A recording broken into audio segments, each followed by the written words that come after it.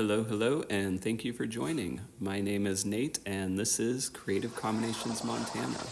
So a little bit about us, we specialize in custom metalwork, metal art, metal and wood furniture, functional art. This is the piece we're going to be creating today. This is our Snowghost coat rack design. We have it available for order on our website. You're welcome to check that out, creativecombinationsmt.com. Jumping over to the adventure here, this is kind of where we get our inspiration for our pieces. This particular piece was inspired by an epic ski day that we had up on Big Mountain in Whitefish, Montana. This is my wife, Kelsey, and I. I'm the snowboarder, she's the skier, but we had this great ski day back in 2018. It was a bluebird day, inversion across the valley, tons of snow. We had a lot of snow that winter. It created all these like halo rainbow effects right in the chairlift, but just made all these magical snow ghosts. And that's what really inspired this piece. If you're not familiar with snow ghosts, it's kind of this interesting effect that happens up here. We get a bunch of humidity and that just kind of freezes on all the trees and creates this like Dr. Seuss-y kind of vibe. But anyways, jumping over to the design phase of it. So we took that last photo and my wife Kelsey put it into Inkscape. And that's how she's creating the CAD file, or not CAD, the DXF file that I'm gonna use on the plasma cutter to cut this piece out. So right now she's going through, playing with all the nodes, getting everything tweaked just how she likes it until we're happy with the overall design. Once we're happy with that design, we can jump over to the creation phase. So here I am out in the shop. I needed to switch out these decorative beads. This is a 4-stage air drying system that I got with my table through ArcLight Dynamics. And it just kind of pulls any moisture condensation out of that compressed air. That way you're not running it through your plasma cutting lines and trashing your consumables. So getting that all squared away, then we can jump over to the table. So Kelsey's got the CAD file, or sorry, excuse me, I always want to call them CAD files. I don't know why. It's not a CAD file, it's a DXF. So she's got the DXF that I can upload into SheetCam. And once I get it into SheetCam, that's where you can put your tool path, which is basically telling it how fast to run, what amperage you're going to cut it out, how thick a steel, that kind of stuff. Once you get your tool path set, then you can create your NGC file, and then that is what the plasma cutting machine will actually read to cut your file out. So right now I'm just getting the machine homed, and then I am gonna go ahead and swap out the tip because that was getting pretty old. I didn't swap out the beads on the last thing I cut, which I should have, and so it trashed those consumables pretty bad.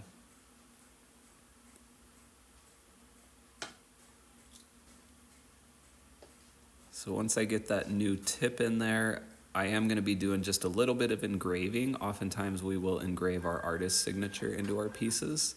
And I like to just run the engraver a couple times just to kind of get the pieces moving so nothing gets stuck. Here I am in P2 Plasma. We've got the NGC file uploaded, and I am just kind of going through and making sure that it is all lined up on the sheet where I want it to.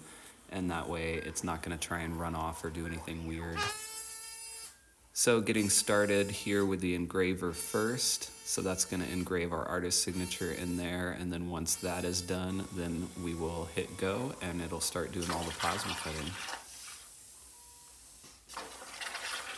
So now that the machine is running, we can kind of relax a little bit.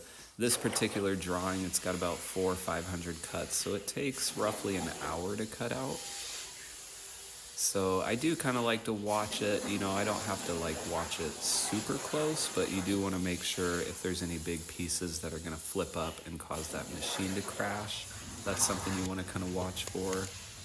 But I can kind of stoke the fire, keep things nice and warm. It's a little chilly up here in Montana right now. I think it was like 1 degree when I woke up this morning.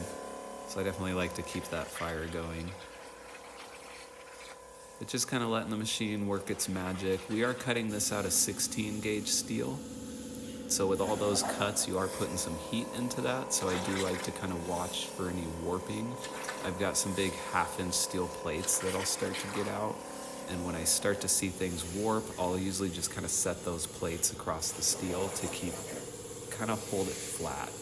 If I can hold it flat while it cools, it usually does pretty good. But if you let it warp, you can kind of end up with a big banana by the time you're done with it. You do have to be careful with those plates as well. You don't want to set them anywhere that the machine is going to come over and hit.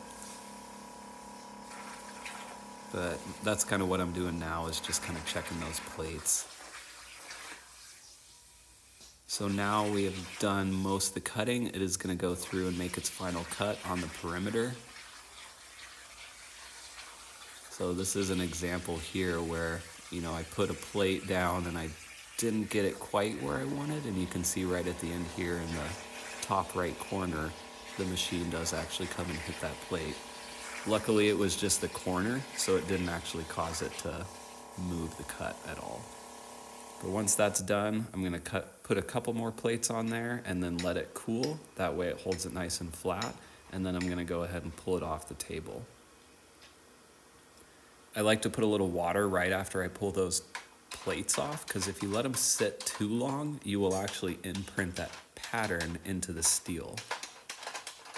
It's not such a big deal if you're going to get this powder coated or paint it, but I am going to do a patina finish on it, and a patina is a chemical reaction with the steel. So any inconsistencies in that steel will create a different reaction, and you'll see the pattern. So now I'm just kind of going through and processing that sheet steel, getting some of that scrap out of the way. I like to cut it into smaller chunks and set it aside. Maybe one day I'll make some sculpture out of it or something, but right now it ends up in boxes. That's what a lot of that stuff under the table is there. That's all just scrap steel from all the various projects. So now we got the piece cut. I'm gonna go ahead and get some of those pesky little chunks that didn't quite fall off. This is kind of the most effective way I've found to do that. It's also quite satisfying. You do have to be careful though. You want to make sure and drop that flat. All right, so now it's on to grinding. Back to the grind. So I'm gonna grind the bottom first. So I want to make sure to wipe that table off, make sure there's no welding spatter or anything like that would want to scratch that front surface, because we do have the front surface down flat on the table. I'm going to go ahead and clamp it as well, that way it doesn't slide around while I'm grinding it, because I don't want to create any scratches on that front side. So I kind of go through and I hit it with a wire wheel first, get as much of the dross off as possible, and then I will come back with an 80 grit flap disc and take any more of those pesky spots off. I really don't want any of that dross on the back, because I don't want it to like scratch people's walls when they're installing these. And dross is basically just a cut residue. So as that plasma cutting is going through and cutting the steel, some of that will re-solidify on the bottom of the steel, and that's what they call that, dross. So now we're jumping up to the front, so this will be the show side. So I go lightly with the wire wheel first. I do like to go kind of light, because if you really push too hard, you'll get swirls, and then they just kind of don't look as good having swirls on that front. So I'm going to go through and kind of lightly get any cut residue off the front side. There's usually not nearly as much on the front, so you don't got to go too crazy. But I do like it to be nice and smooth with that patina finish. So after I do the wire wheel, I come back and I hit the front side with an 80 grit sandpaper. And that's what will really kind of smooth out any inconsistencies. And it really helps the patina just kind of react the way I like to see it. Again, you do have to be careful with the palm sander, the orbital. I'm really not putting a whole lot of pressure. I'm just kind of lightly going over it, because you start to get impatient and you start to push, you start to angle that sander, and all you're gonna do is you're gonna create swirls, and you're gonna hate yourself in the end. Because you're gonna get all done and you're gonna see a big swirl and go, I remember that. Anyways, back to it. So here we are. I've got a 120 grit flap disc. I like to use the 120 grits on the edge because it's not quite as aggressive as the 80. And I'm really just kind of smoothing it out, making sure it's not sharp at all. And I do like to kind of round those corners just slightly. That way you don't have a sharp corner to ram into anything or cut yourself on. So here we are, all done with the prep phase. And so these are the tools I use. We got the orbital sander, the wire wheel, and the flap disc. So here's this is actually a smaller rendition of this design. This is going to be a key rack, but this is an example of what it looks like fresh off the table and compared to the ground version. So now that we have everything all ground, we've got to bend up these coat hooks. So I've kind of been pretty much cold forging, bending them by hand at the time. You know, maybe one day I'll make some sort of jig for it, but for now we've got 3 different hook styles. So you can kind of check those out on our different coat rack designs on our website if you're interested. We do have a couple different coat rack designs available on our website. A couple different mountain ranges as well as the actual hooks themselves. But right now, I just kind of went through and smoothed out the edges on the hooks because I didn't want those to be sharp at all because people are going to be hanging jackets, different things like that. So I wanted those to be nice and smooth. So for this particular hook style, I'm using a big chunk of scrap steel to create the bends. So I just kind of loosely bent them up, just made sure they were 90 or a little bit over 90. And then once I get this piece of tube steel clamped on, then I can just kind of go through with a hammer and actually make that second bend and get them all nice and consistent. Although I suppose it's a mallet, not a hammer. Yeah, you wouldn't want to use a hammer here because you'd put a bunch of dings in the steel. So once I got all those bent down, then I could go ahead and loosen those clamps, pull that tube steel out of the way, and then we will be ready for the finishing. So I do kind of wipe it down with acetone to kind of get rid of any oil, grease, or anything like that, because we are going to be doing a patina finish on this. And patina is a chemical reaction with the steel. You're actually rusting the steel using chemicals to get kind of the coloring you want. So for this piece, we're going to be doing a Black Magic patina by Sculpt Nouveau. And that's going to give it a nice dark black, blue, dark gray look to it. And so here the piece is all ready, and I'm going to go ahead and start applying that patina.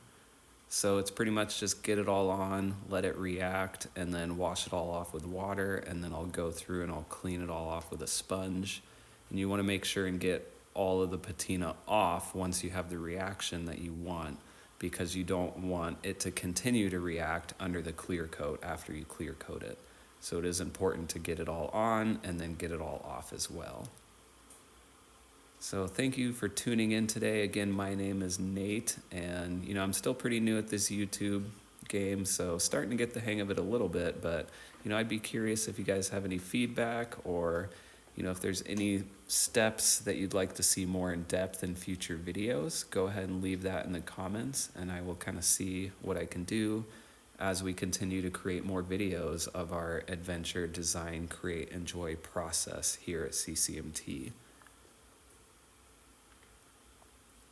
Short for Creative Combinations Montana. So here we are after I applied the clear coat. It is sitting in the shop drying, and then we are on to the enjoyment phase. So here we've got it mounted, temporarily mounted in our house, just so I can do a little bit of a photo shoot. Then there's a custom bench that we did underneath it, Lake McDonald view.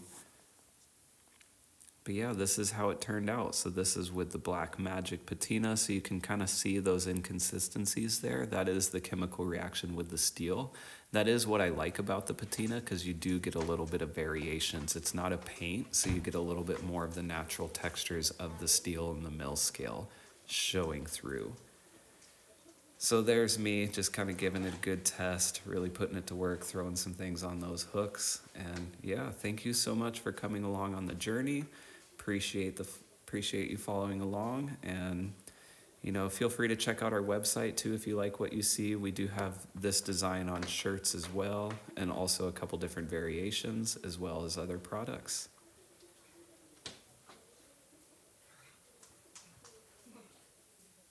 And there's me and my wife Kelsey again, and then there is the inspiration photo and the final piece. So thanks so much for joining, and yeah, I guess that's all I got. Now here's me wandering around. I suppose this would be my attempt at a blooper reel, making sure I was actually going to be in the camera. Anyways, bye.